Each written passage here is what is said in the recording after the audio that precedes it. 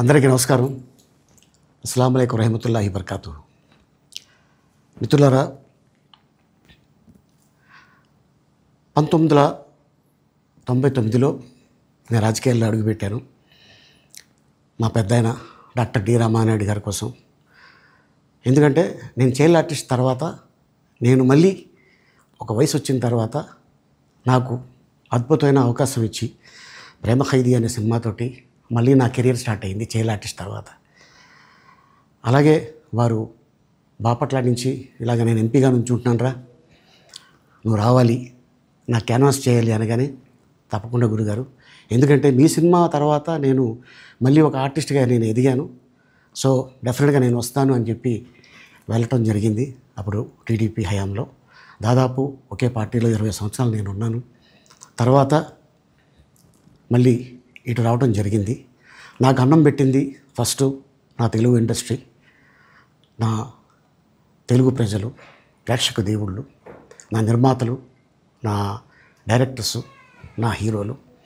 ఈ రోజున ఈ రేంజ్లో నేను ఎదిగాను. 45 సంవత్సరాలు ఇండస్ట్రీలో ఉన్నాను.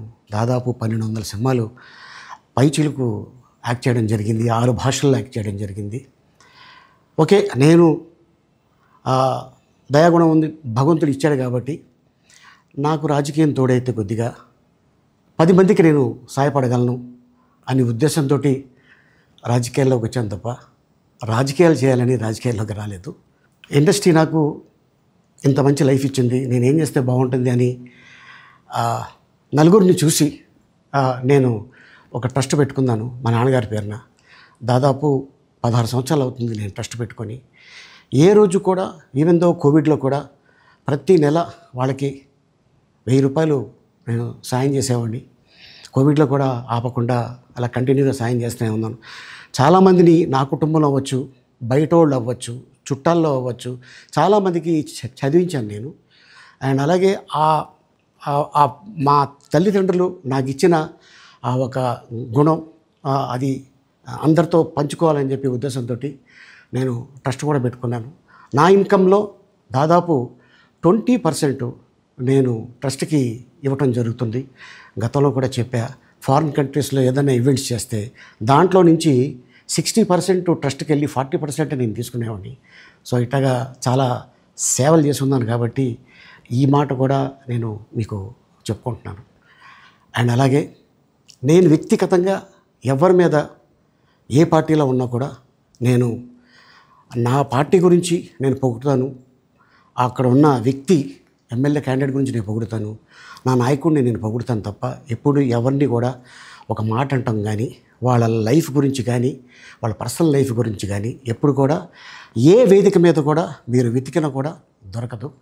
అండ్ అలాగే సో నేను ఈ రోజున మీ ముందుకి రావడానికి కారణం ఏంటంటే, నేను ఏ పార్టీ మనిషిని కాదు, ఏ పార్టీ సపోర్టర్ని కాదు, ఐఎమ్ జస్ట్ కామన్ మ్యాన్గానే ఉండి ఇక నా సినిమాలు, నా షూటింగ్లు నేను చేసుకుందామని చెప్పేసి అనుకుంటున్నాను.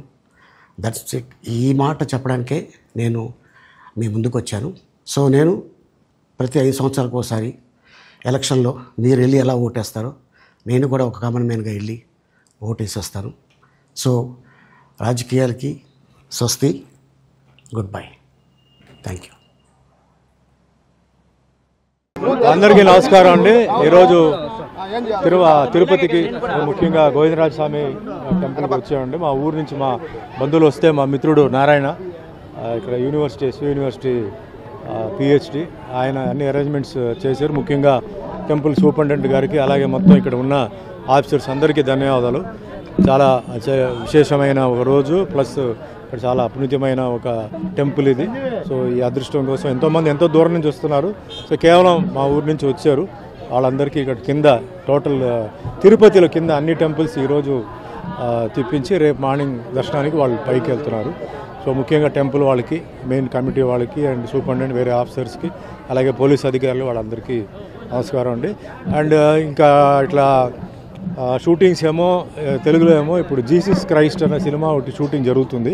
First time Jesus Christ character నేను చేస్తున్నాను, అదే కంటిన్యూస్గా జరుగుతుంది. ఇంకా తమిళ్, కన్నడ, మలయాళం, అండ్ హిందీ ఈ భాషల్లో జరుగుతున్నాయి. బాగా బిజీగానే దేవుడి దయ వల్ల అన్నీ బిజీగా నడుస్తున్నాయి. అదే మాదిరిగా మీకు అందరూ తెలుసు, మన ఎలక్షన్స్ జరిగింది. సో ప్రజల తీర్పు ఏదైతే ఇచ్చారో టీడీపీకి, జనసేనకి, బీజేపీకి అది మనం స్వీకరిస్తూ ముఖ్యంగా ఏంటంటే ఆంధ్ర డెవలప్మెంట్, అమరావతి క్యాపిటల్ డెవలప్మెంట్కి చంద్రబాబు నాయుడు గారు చాలా స్పీడ్గా ఆయన ప్రయత్నాలు చేస్తున్నారు. సో ముఖ్యంగా ప్రజలు సహకరించాలి. ఎందుకంటే 5 ఏళ్ళు వెనక్కి వెళ్ళిపోయాం. అంతకుముందు 5 ఏళ్ళు వేస్ట్ అయిపోయింది. ఇప్పుడు ఇంకొక 5 ఏళ్ళ తర్వాత ఏం జరుగుతుందో తెలియదు. కాబట్టి ఈ 5 ఏళ్ళలో ఏంటంటే ముఖ్యంగా ఎంప్లాయీస్కి ఎంప్లాయ్మెంట్ విషయం ఇది చాలా ముఖ్యమైన విషయం. సో అది రావడానికి అంటే ఇండస్ట్రీస్ రావాలి. సో పక్క తమిళనాడు నుంచి, ఇప్పుడు ముఖ్యంగా తిరుపతి అంటే పక్కనే తమిళనాడు ఉంది. సో తమిళనాడు నుంచి ఏంటంటే ఇండస్ట్రీస్ ఇక్కడ పెట్టేవాళ్ళు, లేదా నార్త్ నుంచి వచ్చేవాళ్ళు, వాళ్ళందరికీ అవకాశం ఇవ్వాలి, సహకరించాలి. అండ్ ముఖ్యంగా నేను మొన్న కూడా చెప్పాను, అమరావతి అనేది ఒక కాస్మోపాలిటన్ సిటీ అయితే మనకి ఈస్ట్, వెస్ట్, నార్త్ ఇండియన్స్ అందరూ వస్తారు. సో మెయిన్గా అందరూ బాగుండాలి, అందరూ సంతోషంగా ఉండాలి. జరిగింది మనం ఇంకా మర్చిపోయి జరగబోయే మెయిన్గా ముఖ్యంగా యువకులు పాపం చాలామంది చదివి వాళ్ళకేంటంటే వాళ్ళ ఊర్లోనే వాళ్ళకి ఉద్యోగాలు లేవు. సో వాళ్ళ ఊర్లోనే వాళ్ళకి ఉద్యోగాలు వచ్చేలాగా చంద్రబాబు నాయుడు గారు చేయాలి. అదే మాదిరిగా పవన్ కళ్యాణ్ కూడా ఆయన చాలా మంచి మెజారిటీ మీద గెలిచి ఈరోజు డిప్యూటీ సీఎంగా ఉన్నారు. సో మా సినిమా వర్గాల్లో కూడా ఎన్నో కళాకారులు, టెక్నీషియన్స్ చాలామంది ఇబ్బందులు ఉన్నారు.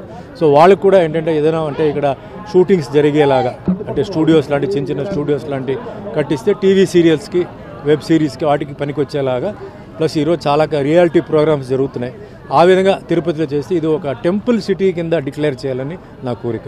ఎందుకంటే ఎన్నో గుడిలు ఇక్కడ ఉన్నాయి.